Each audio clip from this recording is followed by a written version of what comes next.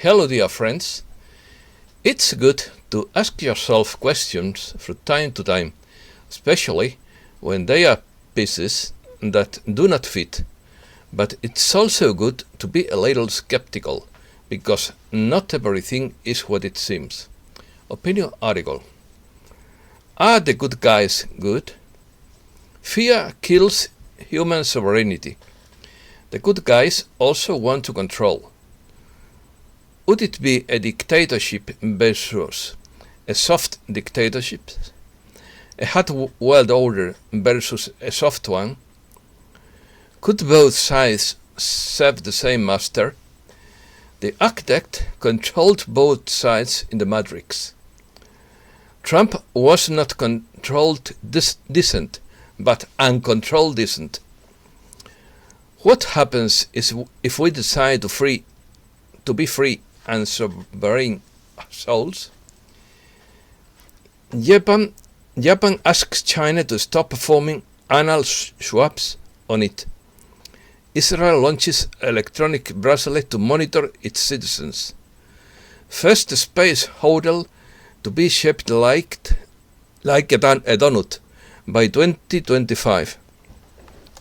Humankind could contact 36 civilizations from other planets.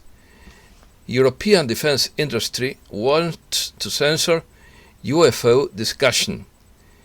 Microsoft introduces a platform to hold meetings using holograms, like in science fiction movies. Let's start. This is a mental lucubration, gratuitous and crazy form from a sleepless body, from the mind tormented by doubts, and from a soul that doesn't even trust its own shadow. So do not pay much attention to me, because I am not going to give answers, but to raise questions, and I prefer to be considered as a crazy old man than as a smarty pants know-it-all. In the science fiction movie Matrix, which is the most philosophical movie in the history of cinema, after many adventures, in the end the architect is discovered, a program that balances the way the simulation is programmed and controls both sides from anonymity, the good guys and the bad guys, and plays with them like dolls. Something similar happens in the real life, when the light always controls from the shadows the two sides in any dispute, the right and the left, the blue and the red, the Tyrians and the Trojans, in order to always win whatever the outcome. The idea of an unreal world that is perceived as real is an allegory about alienation denounced by certain philosophical postulates, where the idea of the matrix serves as a parable to illustrate the concept of an oppressive and alienating false reality, described in different ways by different philosophers, such as the Eastern philosophies of Buddhism and Taoism, which represent the idea of a false alienating reality under the name of illusion or deception. Are there two or three sides? Although the real world is much more complex than a movie, because there are innumerable factions of power, in the end everything is simplified by saying that there are two great blocks in underground war, the patriots and the globalists. That is to say, the supposed good guys and the very bad guys. Others speak of Aryans versus reptilians, of Cthulhu versus Anunnaki, but it is possible that there are not two sides but three great sides: the bad guys, the less bad guys, and us, who are the stellar seeds, or the star seeds, and who do not wish to dominate or control anyone, but only to be allowed to live in freedom. To live and let live is not asking too much. It's true that at one time we supported the less bad guys to fight against the very bad guys, but it was only a strategic alliance. Now, seeing the bad guys in power, we realize that the lion is not as fierce as it is painted, and that the bad guys seem to be puppets of the good guys because of the number of mistakes and clumsiness they constantly commit, because they lack the subtlety of the less bad guys, and their feeders are easily seen, which will lead to them to failure. The translation would be two factions of power, one that wants to make the change in a beastly way, and the other one who wants to do it with vaseline. Suave que me estás matando, soft that you are killing me, as Verónica Castro sang, or no me mates con tomate, mátame con bacalao, which means don't kill me with tomato, kill me with fish. As another song said, given the choice, there is no doubt that but what happens if we decide to be free and sovereign and not be slaves to anyone. It gives chills to think that both blocks could serve the same master, that is, the prince of this world, playing the role of good cop and bad cop, that both could be the plan A and the plan B, in case the first one goes wrong, bringing the ship into the same fold. That one would be a dictatorship and the other one would be a soft regime. It is clear that there are very few who wish to wake up, that the majority wish to pass from a nightmare to a beautiful dream, but to continue sleeping in spite of everything. Lack of self-criticism. It is very worrying that the so-called great patriotic titan has not had time in 4 years to declassify a single one of the 6,000 sequestered patents he promised to reveal in his day, that he hasn't criticized the inoculations, that he surrounded himself with swamp beasts who betrayed him, and that he has continued to maintain friendships with suspicious billionaires such as Mr. Rock. Did he serve the same masters of the world? He wasn't controlled dissidents, but uncontrolled one, but perhaps not entirely. In the end, he didn't even have the courage to reveal the existence of visitors from the stars, as JFK once wanted to do. His speeches were very brilliant, but they are full of patriotic platitudes, which were not bad, but said nothing new. As a journalist, I tried to find something substantive in his speeches, even reading between the lines, but in the end he said almost nothing interesting, like all politicians. In view of what I have seen, I sense that Trump has lost the confidence of the military because he tried to play some kind of trick on them, according to the rumors. It's good to make America great again, but the rest of the countries and humankind also have the right to be great. It is fine for the US to be great, but I also want Spain to be great, and some could be said, and the same could be said in other countries, logically. What cannot be is that some countries become great at the expense of making other countries small.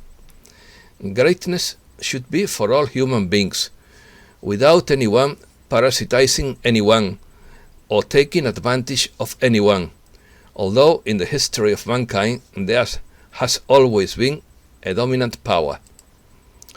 But the great coalitions coalition goes on without the company of Trump, who has already partially fulfilled his mission, but apparently not completely.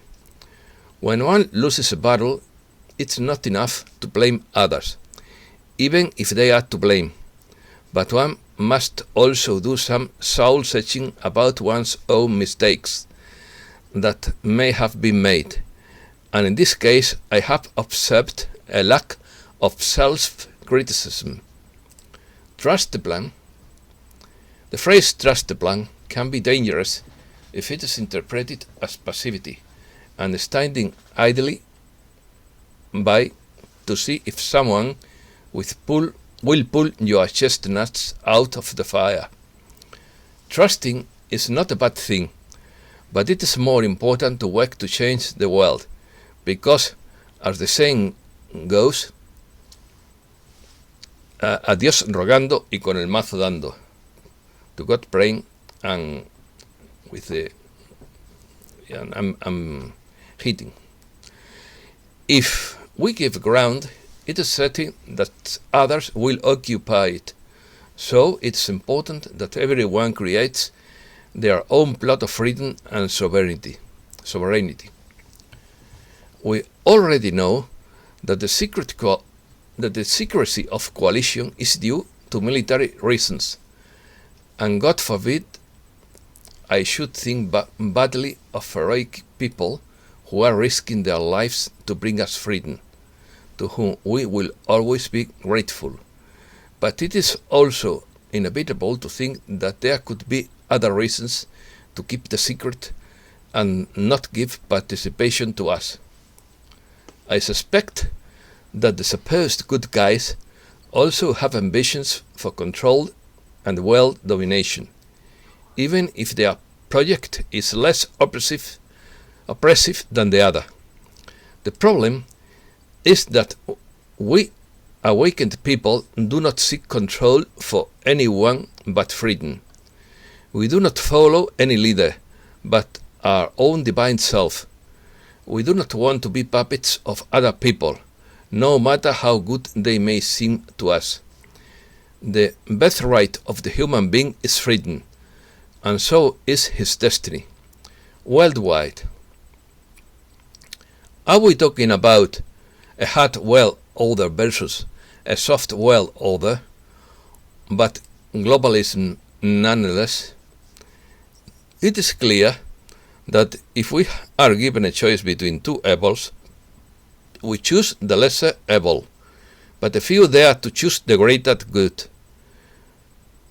good, which would be the second coming and the heavenly Jerusalem of the Apocalypse, of the Revelation, or the optimistic and liberating prophecies of other spiritual traditions as respectable as the Christian ones. We already know that politics does not consist in choosing good over evil, but in choosing the lesser of evils, knowing that perfection doesn't exist in this world. That is why politics disgusts me, as a person who aspires to a higher good, like all idealists. I do not have all the answers, but rather all the questions, and I leave the subject open for everyone to think about it as I do, because it's always good to question everything. A spectator constantly repeated to me that one can only trust in God, and perhaps he was right. That's why I have never been an unconditional follower of anyone, but rather a cautious follower. We do not know what will happen, but it is possible that in the end we will reach a synthesis between the thesis and the antithesis, following the Hegel's dubious logic, unless there is a direct divine intervention, which I do not rule out in spite of everything. In my opinion, it is hard to be optimistic, but it is also hard to be pessimistic, because history teaches that in the end an intermediate compromise solution is reached, unless it's a radical spiritual revolution.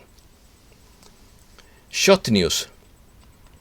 Humankind could contact 36 civilizations according to scientists. How many extraterrestrial civilizations could be contacted in a galaxy? 36 probably. That's the answer for a group of researchers at the University of Nottingham, UK, led by a professor of astrophysics Christopher Consolis. Consolis' team came to this conclusion after studying how many planets in the Milky Way galaxy have the potential to harbor intelligent life.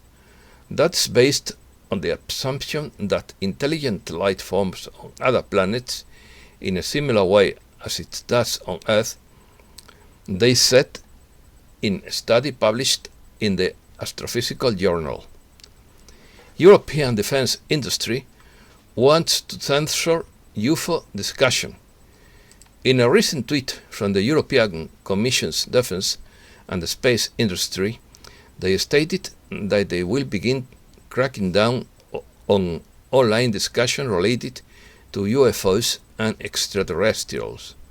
They intend to work with the European Digital Services Act to implement a censorship plan in the coming months, following an alarming culture of rapidly growing censorship. UFO revelations. Have you noticed that UFO sightings have been in the news a lot lately?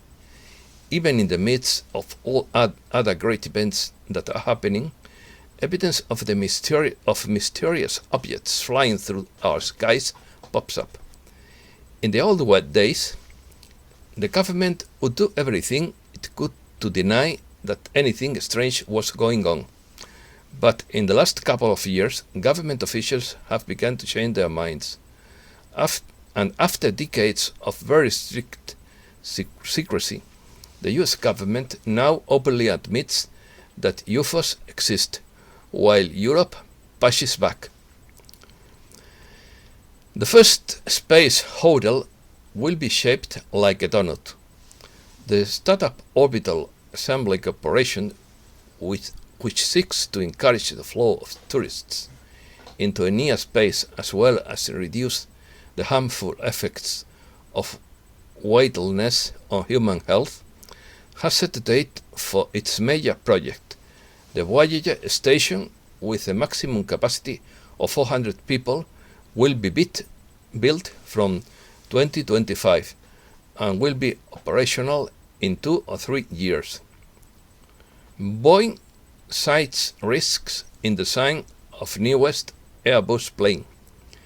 Boeing Co. have expressed concern about the design of arch-rival Airbus' newest narrow-body jetliner, the A321XLR, saying a new type of fuel tank could pose fire risks. US builds world's most powerful laser to disintegrate drones. The US Army appears to be developing the laser weapon that it is 1 million times stronger than anything ever used before. Instead of concentrated beam of light to destroy a target, the new weapon will fire short pulses, something like laser beam weapons from science fiction movies, according to the new scientist. Health. Israel launches electronic bracelet to monitor citizens. Israel on Monday launched an optional program for the use of an electronic bracelet to monitor Israelis returning home from abroad, so they do not have to spend a quarantine in a hotel. Currently, incoming passengers are forced to stay for 2 weeks in hotels paid by the government. Japan asks China to stop performing anal swabs on its citizens. Tokyo has asked Beijing to stop performing anal swabs on its citizens after complaints that the procedure causes psychological pain. Some in quotes, some Japanese reported to our embassy in China that they underwent anal swab tests causing them great psychological pain. Chief Cabinet Secretary Katsunobu Kato said, Criticism from epidemiologists. The Spanish Society of Epidemiology assures that today there are no epidemiological or ethical reasons to justify compulsory inoculation after the Galician Parliament approved a reform of the regulations to impose fines on those who refuse to inject themselves. Our decisions are not as conscious as we think. Our consumption decisions, be they clothing, decorative items, or food, are not as conscious as we think. They have a large biological component related to sensory experience, according to Colombian researcher María Fernández Lara. Microsoft says Chinese hackers attacked its groups. A cyber espionage group linked to China has remotely ransacked email inboxes using newly discovered flaws in Microsoft's mail server software. Microsoft presents a platform to hold meetings throughout holograms. The US multinational Microsoft on Tuesday presented Mesh, its own augmented reality platform which allows people who are in different places to meet virtually in the form of an hologram with their physical appearance, just like in science fiction movies. Texas chip makers face slowly recovery from crisis. Chip makers such as Samsung Electronics will need a couple of weeks to resume production in Texas after shutdowns caused by severe weather, and customers could face spillover effects in several months. Plumbers volunteer to help a struggling Texas. Plumbers have begun volunteering in Texas to help the state as it struggles